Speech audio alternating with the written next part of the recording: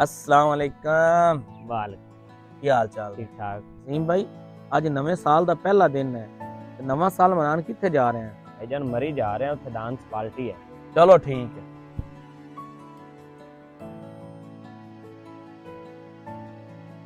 अस्सलाम वालेकुम रमजान भाई, ਕੀ ਹਾਲ ਨੇ? सलाम आफ्ताब, की हाल चाल है? ਰਮਜ਼ਾਨ ਭਾਈ, ਐ ਸਰ ਨਵਾਂ ਸਾਲ ਕਿੱਥੇ ਮਨਾਉਣ ਜਾ ਰਹੇ ਹੋ? सारे ਅਸੀਂ हर साल ਦੀ ਤਰ੍ਹਾਂ ਬੈਰੀਆ ਟਾਊਨ ਤੇ ਕਲੱਬ ਬੁੱਕ ਕਰਾਈਦਾ, ਸਾਰੇ ਦੋਸਤ ਉੱਤੇ ਇੰਜੋਏ ਕਰੀਦਾ ਸਾਲ ਦੇ ਪਹਿਲੇ ਦਿਨ। ਅੱਛਾ ਯਾਰ, ਜਿਹੜਾ ਆਪਣਾ ਦੋਸਤ ਇਰਫਾਨ ਹੈ ਉਹਦੇ ਕੋਲ ਨਾ ਪੁੱਛ ਲਈ ਉਹਦਾ ਕੀ ਪਲਾਨ ਹੈ। हाँ पूछ लो। ਹਾਂ ਇਰਫਾਨ ਕਿੱਥੇ? हाँ मैं जूस वाली दुकान ते बैठा। ਚੱਲ ਠੀਕ ਹੈ, ਅਸੀਂ ਆ ਰਹੇ आ इत्थे आ जाओ। ਯਾਰ ਨਾ ਉਹ ਜੂਸ ਵਾਲੀ ਦੁਕਾਨ ਤੇ ਬੈਠਾ ਹੈ ਤੇ ਆਪਾਂ ਨੂੰ ਉੱਥੇ ਮਿਲਨੇ। हाँ बिल्कुल ठीक, चल। अस्सलाम वालेकुम। वालेकुम सलाम। हाजी राज साहब, अली भाई।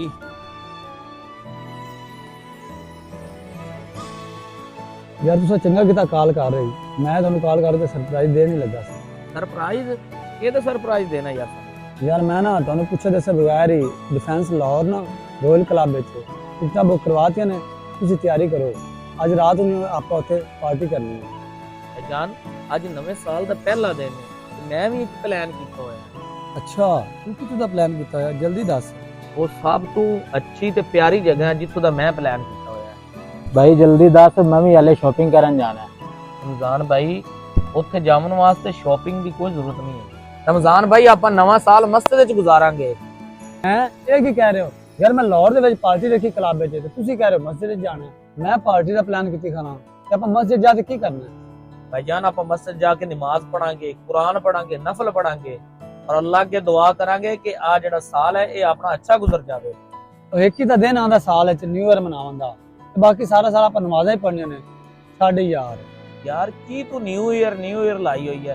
ਆਪਾਂ मुसलमान है, अपना नवा साल मुहर्रम में शुरू होता है और मस्जिद में जाके अपन दुआ करनी चाहिए कि इस नए साल दे सदके अल्लाह पाक जेड़े मकरूज है ने उन्हां दे कर्जे उतर जान, जेड़े परेशान हाल हैं उन्हां दी परेशानियां खत्म हो जान, जेड़े बीमार हैं अल्लाह उन्हां नूं सेहत देवे। बिल्कुल दिल, तेरा प्लान बिल्कुल सही है, साडे दोवां दे प्लान बिल्कुल बेकार ने। आओ तेरे प्लान पे अमल करिए। नया साल हमें अपनी ज़िंदगी का मुहासबा करने और उसे बेहतर बनाने का मौका देता है।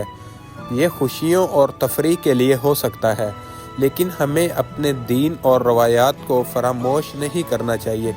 इबादत और मुस्बत कामों के ज़रिए अपने नए साल का आगाज़ करें ताकि ये हमारे लिए और हमारे मुआशरे के लिए बरकत का सबब बने।